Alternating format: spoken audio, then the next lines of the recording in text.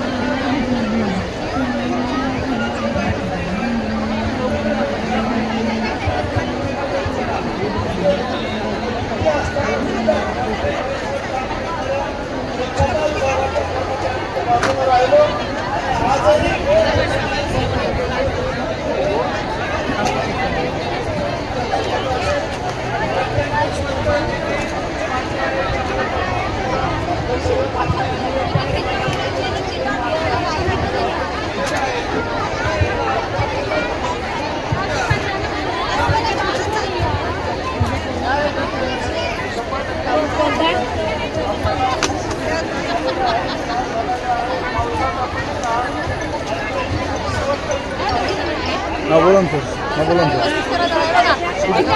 कुठे मी नाही येतो कुलकर्णी सर कुठे आहे कुणाल सर कुठे आहे.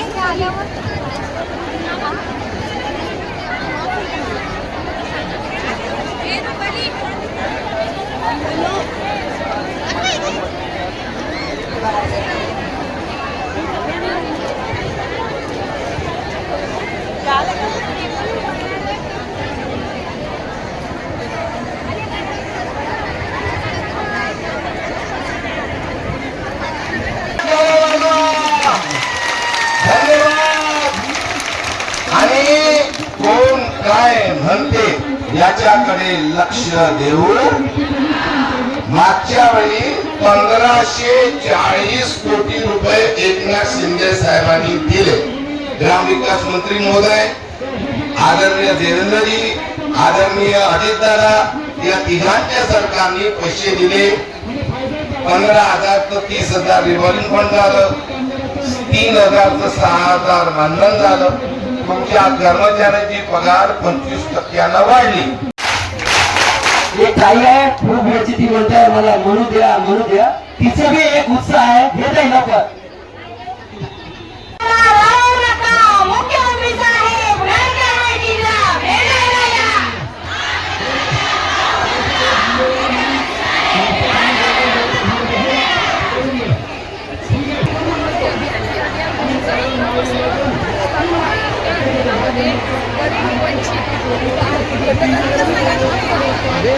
मोबाईल मधून नाही जोपर्यंत माहीत चालल्यावर नंतर एकदा मारतो.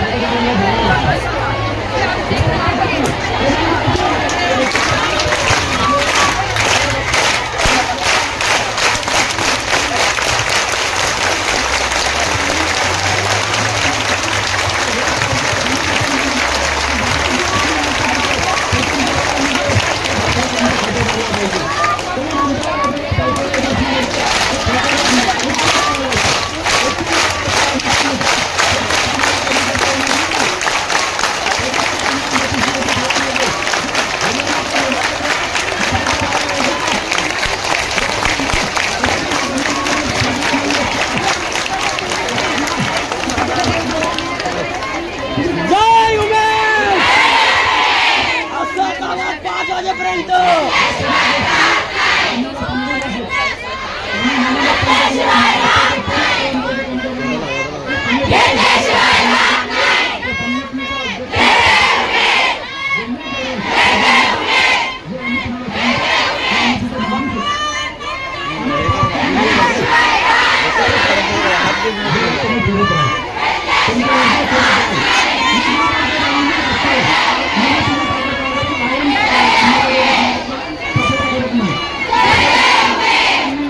आपले प्रतिनिधी लाईव्ह करत आहेत.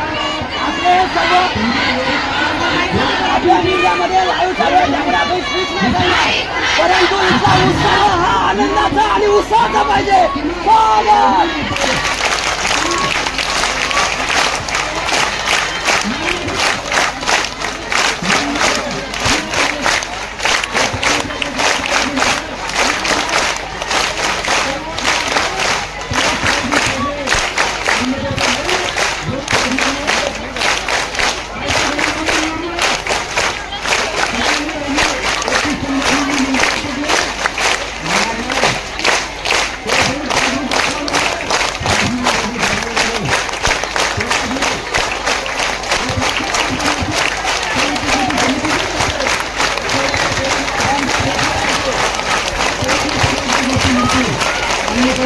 आवाज कुणाचा?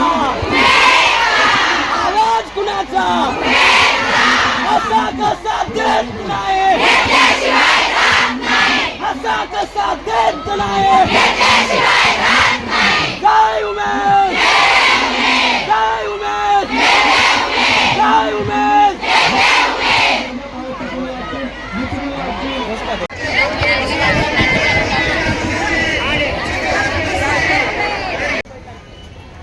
उमेश महाराष्ट्र महिला व कर्मचारी कल्याणकारी संघटना यांची राज्य अध्यक्षा सौ रुपाली नाकाळे, राहणार सावनेर, तालुका नांदगाव, खंडेश्वर, जिल्हा अमरावती.